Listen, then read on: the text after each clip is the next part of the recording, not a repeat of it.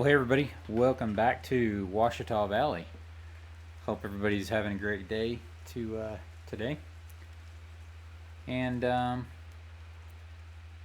going to do a little bit of something different today. So it is a Sunday afternoon. We just finished lunch, and I loaded up the gator and came out to the Kreger place. Now, the Kreger place has changed a lot since you guys saw it last. I think maybe the last video was I think the title of it was maybe Treasure Hunt. I'll put a little thing up in the top right hand corner, so if you guys haven't seen it yet and you want to go back and watch it, you can watch it. But it's changed a lot since the Treasure Hunt video, and since right after Mom and Dad bought it. It hadn't been that long, but Dad had been preparing to get a lot of work done here, even prior to have purchasing it. So things have happened and things have changed here, and I thought since it rained just enough that we couldn't cut any wheat, couldn't plant any soybeans, can't mow Steve's alfalfa down yet, figured Sunday afternoon would be a great time to take a tour of the Kreger place and see what's changed. So here we go.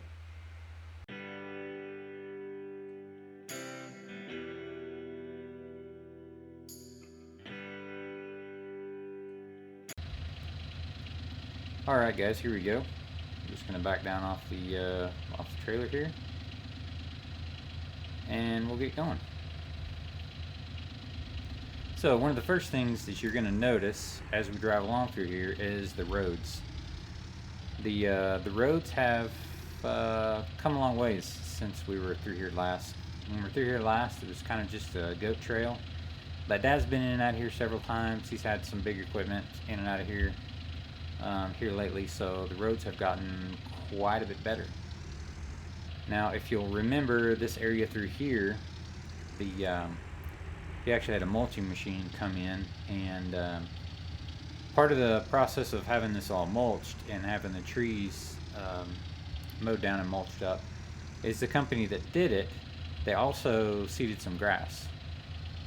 So they mulched the trees down, they cleaned everything up, they pulled the roots up, and they seeded grass. So grass is growing back pretty nicely. So there's a road now that's built through here. You can come in the east gate, which is the gate we were just in just a minute ago. So you can go all the way from the east gate all the way back to where the pond is. And so we're gonna see that here in just a minute. But first, I thought we might take a look at this field here, and I'm going to tell you a little bit about what is going to go on and what I'm going to get to do with this field. So let's hop out and take a look. So this was a field that has been here a while. It was sowed to wheat, like the big field that we're going to see here later. This field here was sowed to wheat and never harvested. Obviously, it's very weedy. It's right at about a 5-acre field. It's a little bit funny looking. So what I've worked out with Dad is so the field back in the back, Kurt is going to rent that. So this field here and the little field, the little shed field was what I call it. This back through those trees, we'll see it in a minute. Dad is going to let me raise some alfalfa on these two fields. So this fall, or later this summer, I guess, but after wheat harvest is over, Kurt is going to have me, he's going to have me disc up the big field, which we'll see here in a minute. And he said that I could go ahead and disc up this field, and I could use his tractor and some of his equipment to get it ready to put into alfalfa. So I'm really looking forward to that. You know, it's not a big field. It's only like 5 acres, and the shed field is even smaller than that. But you know, I got to start somewhere. And I talked to Steve a little bit about, because Steve is he's a pretty good alfalfa farmer around here. He's known for his good alfalfa. And he's going to kind of help me a little bit and kind of coach me to help me get a good stand started and sort of be my mentor as far as growing alfalfa goes. So I'm pretty excited about that. Let's move on and we'll take a look at this shed field and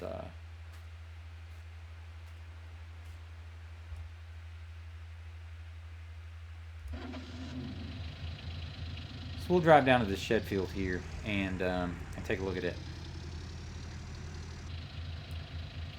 So one of the things that they had to do in order to create this this road here and make it easier to access the pond and all the stuff behind this is before there was a low water crossing here, and one of the things that a construction company that Dad had come in do was put in this tin horn. So now it's going to be a whole lot easier to drive back and forth to get to these other fields and to get back to the pond. So that's nice.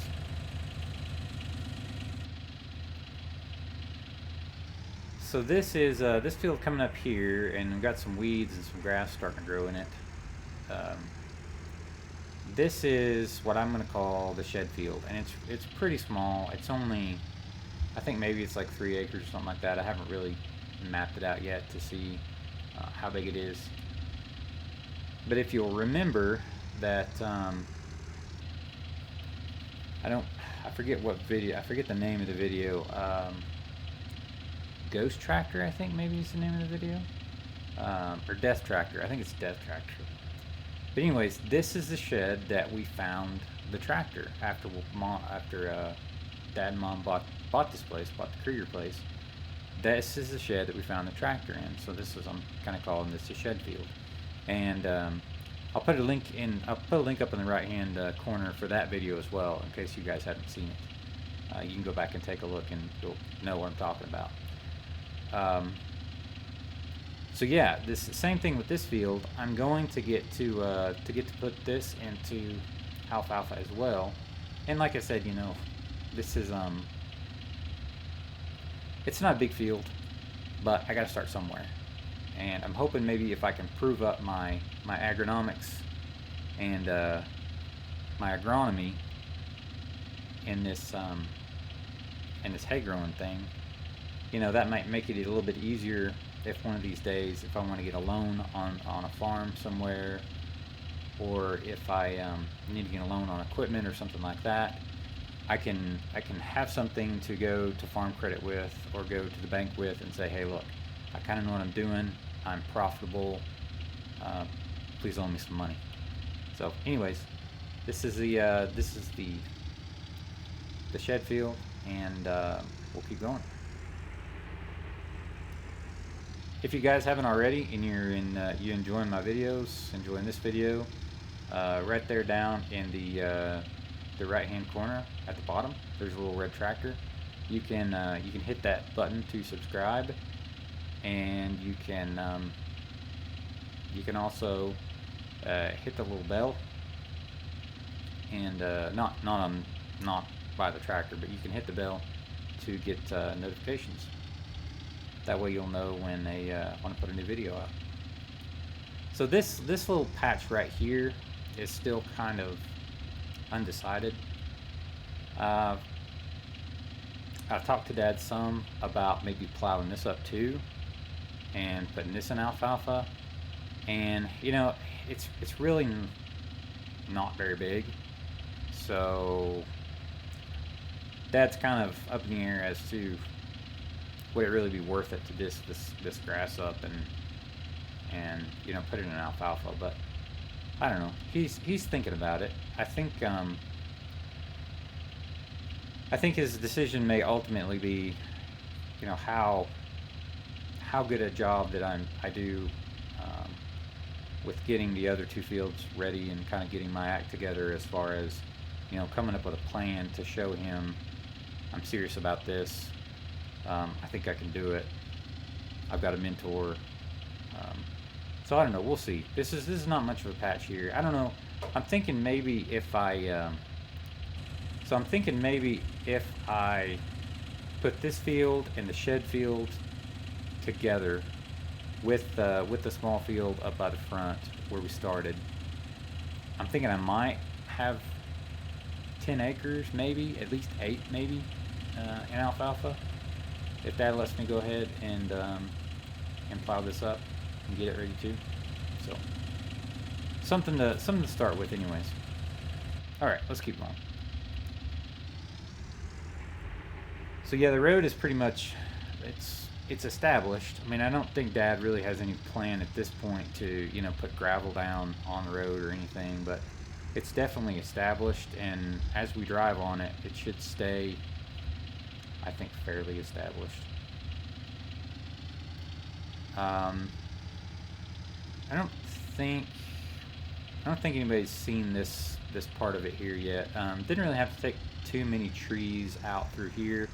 Just had to take some bushes out here and there, and a small tree out here and there to make this wide enough that we could get in and out of here with something like a tractor or some of Curtis' bigger equipment without getting in the field and getting into trees.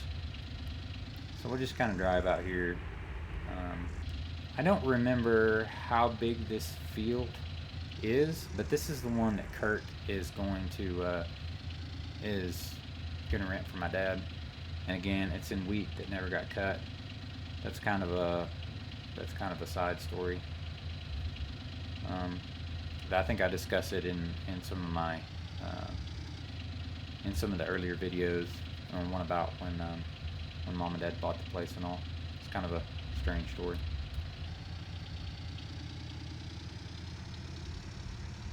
But I think Kurt's plan is to obviously come in and he's going to work this up so he can kind of smooth it out and get rid of some of these weeds. And probably once he discs it up and we get it smooth this time, I think he's going to kind of put it in no-till. The plan is to put this into wheat this fall. I believe that's what Kurt's... Last time I talked to Kurt about it anyways, that's what his plan was, to put this in wheat again. Alright, so I'm back here. We go around this little corner right here. And we're getting closer to the pond. We're actually pretty close to the pond, you just can't see it. Here it is right here.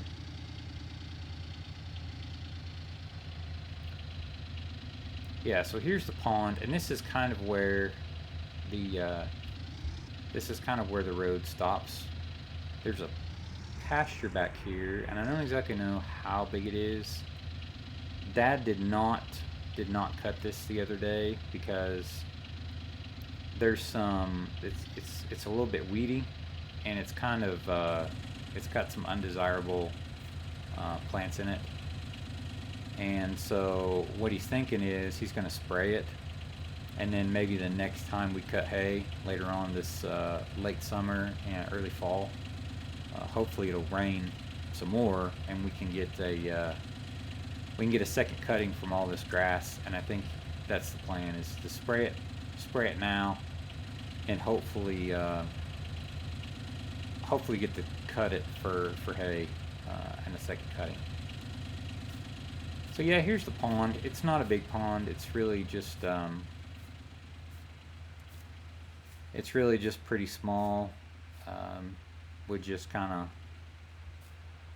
water some livestock or something like that. Not a big fishing pond. Not much for recreation, anyways. But nonetheless, it's a pond. And this actually runs down. This goes down. It dammed up this creek in this kind of depression that's back here, and this actually runs down into another pond on down towards the northwest. But anyways, not a bad pond. It we're thinking it may have some kind of spring or something to it as well, like natural spring, because we really haven't had a whole lot of rain in, I don't know, the last three weeks, or maybe getting close to a month now. And this pond really hasn't changed much since since Mom and Dad bought the place, and Dad and I took a look at it the first time, as far as water level goes. So we're kind of hoping that um, that it stays like this um, pretty much all the time via a natural spring. So, so that's pretty much the road back to the pond. That is definitely new and different since you guys were here last. All right, we're gonna do some cross country or cross field driving now. This grass is still just a little bit wet. My boots are a little bit wet when I'm walking around. Since I was walking around out in the grass, my pants are a little bit wet down towards the bottom. So like I said, we didn't get a whole lot of rain, but we got enough to slow the combines down, and everything else is kind of slowed down. The plus side of that, though, is that we got enough rain that Kurt feels like we can go ahead and put the double crop soybeans in. So it sounds like I'm going to be doing. Sounds like I'm going to be getting to do that for Kurt, while he and his wife are cutting most of his wheat. So I don't remember if I don't know if you remember or not, but the three fields that had oats on them, those are going to go into double crop soybeans. Looking at an aerial view of this farm right here in this piece of land, you don't really get a good appreciation for how many hills there are and like how much the elevation changes, because at first when you look at it, you don't realize there's some big dips, there's some big hills, and some big knolls. And I think that's a lot of the reason why Kurt plans to just no-till this farm, because one, it's not really down in the river bottom, so I think the soil is not bad, but it's not gangbusters like a lot of that river bottom ground is. So I think this is mostly going to be kind of a cereal crop. Maybe try for double crop soybeans once in a while, but it's definitely not going to be like probably a corn farm or anything like that. All right, so as we go towards the barn over here, you're going to notice that there's some stuff missing. And there's quite a few trees that are missing. And probably the biggest thing that is missing that you are going to notice is the old house is gone. So I know there were some of you that were kind of hoping that something would happen with the old house, like we'd remodel it or something like that. But the truth of the matter was,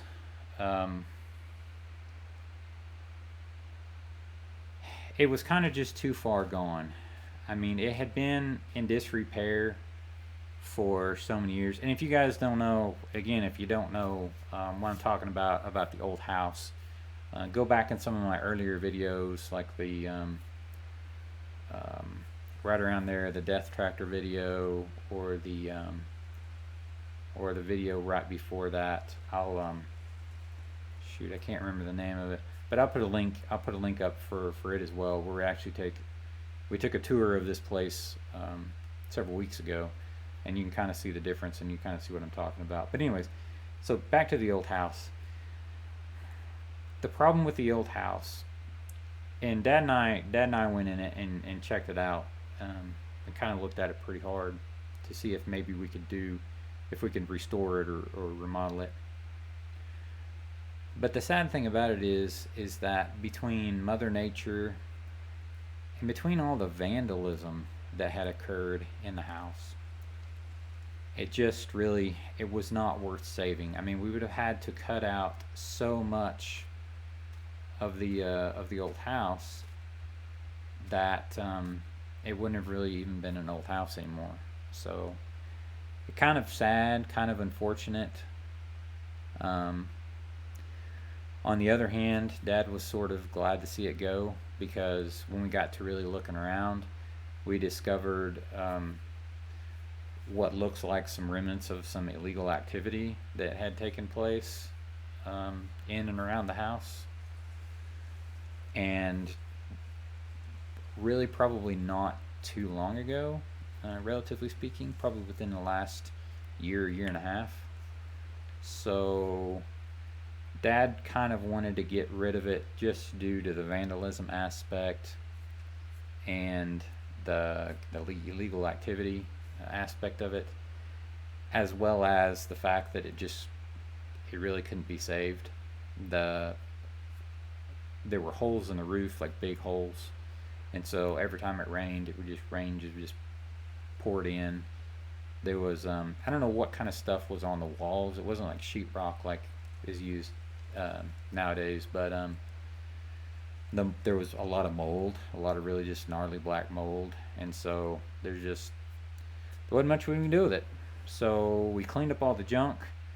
We pushed down a couple of big trees, or we didn't do it, but the folks who came and built the roads and put in the tin horn and cleaned this place up, they pushed down some trees, kind of pushed the house together, and then it got burned.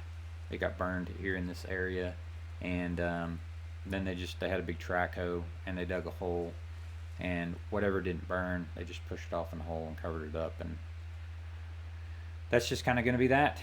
Eventually, it'll be grass again, and yeah, it'll look nice. It'll look better. It already looks better. So again, it's kind of a bummer about the old house, but really just couldn't do anything to save it. The barn, on the other hand, the barn is going to get saved, because the barn is still in pretty good shape as far as barns go. They did clean up some around here. We still got to do some tree trimming and get some of these trees and the tree limbs that are here, and they're hanging over and rubbing on the roof of the barn. We're gonna have to get rid of them. I think Dad has started messing around with thinking maybe getting some power up here so he can have some power in the barns. There was power here before, quite a while back, but since nobody was living in the house and nobody was really living here, the power was disconnected. And when Steve bought this, not Steve, but when Kurt, this is actually Kurt's soybean field right here next to it, so it works out for him because he's got a field here. He's already got a big field here. Well, he cleaned up, there was an old fence row right here, and this fence row right here is where the power poles were, and the power poles were, some of them had fallen down, and they were the wire was on the ground. And so when he cleaned the fence row up, they just pushed out the power poles and everything. And so anyways, Dad's thinking about getting some power run up here so he can at least have a little bit of power in the barn. Now Dad, I think I mentioned a couple of videos ago or whatever that Dad, he was in the process of raking this, of mowing it, and then he got it raked up and baled. I think this made, it seems like this place made just over 100 bales, maybe like 105 or 107, I think, maybe. Not a lot of bales, but I mean, when you really get to driving around and thinking about it, there's not a whole lot of grass and pasture here. I mean, not really that many acres. I think I don't know, there might be like 40 acres here or 50 acres maybe at the most, the very most. So, but anyways, it turned out pretty well. It did all right.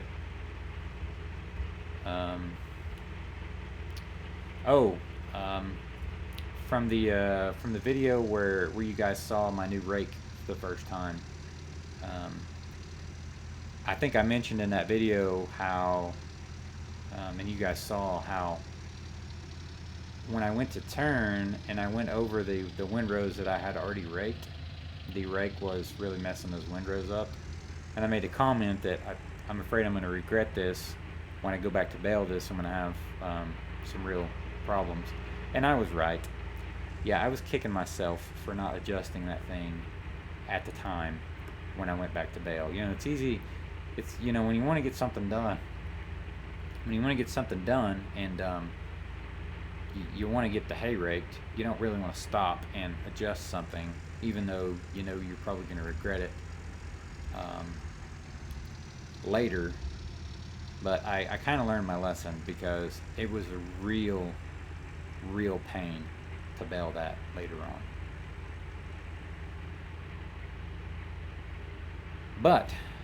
But I have since then, and since Dad raked this place, I have adjusted the rake and it works so much better now. Very rarely does it catch any of the windrows. The windrow has got to be the already raked windrow that you go over has got to be pretty tall for the rake to catch it now. So that is that's good.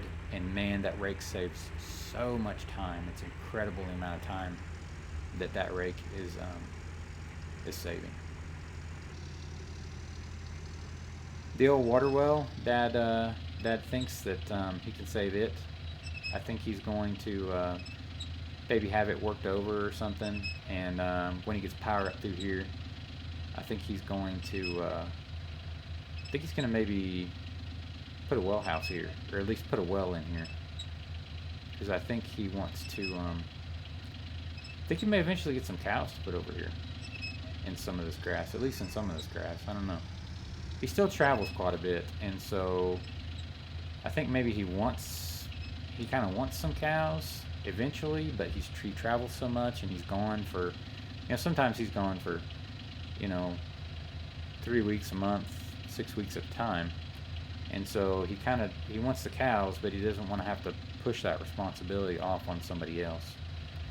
I think for now he's going to stick with the hay and just renting Kurt the big field back there. That way he just, you know, doesn't really have to mess with it when he's not around. Well, we'll run down here. As you can see, there's road here now too, to get to the barn and back, which makes it nice. I guess the last thing that we'll look at is we'll just run down this fence row right here on the inside. Dad didn't mow this. There's a little finger right here of some grass, and I'm not sure why Dad didn't mow this. He didn't say anything about it. But anyways, we'll run down the fence row here back to the pickup and kind of show you.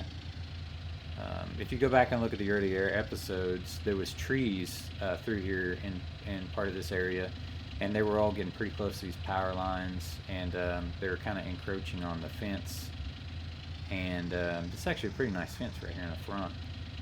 But Dad had when the mulchers were here, he had them come through here and clean this fence row up real nice. There's some bushes in the fence row, but you know, what are you going to do about that other than get in there with like an axe and cut them out. But that's pretty much it, guys. I hope you enjoyed the little tour and learning about some of my upcoming plans and some of Dad's upcoming plans. I think there's going to be some interesting videos coming up. Like I said, I am probably going to be planting most, if not all, of the double crop soybeans for Kurt, and you know, trying to get this little field here into shape to plant some alfalfa. I think probably what we're going to do is plant an alfalfa oat mix, and the first cutting in the spring will mostly be oats, but then after that the oats don't grow back, but the alfalfa does, and so the oats will just kind of help establish the alfalfa. Well, guys, I'm gonna let you go right here, I hope you've enjoyed the video, and I hope you'll come back and hang out with me again. If you guys like the video, please give me a like. If you'd like to see more from me, hit the little red tractor.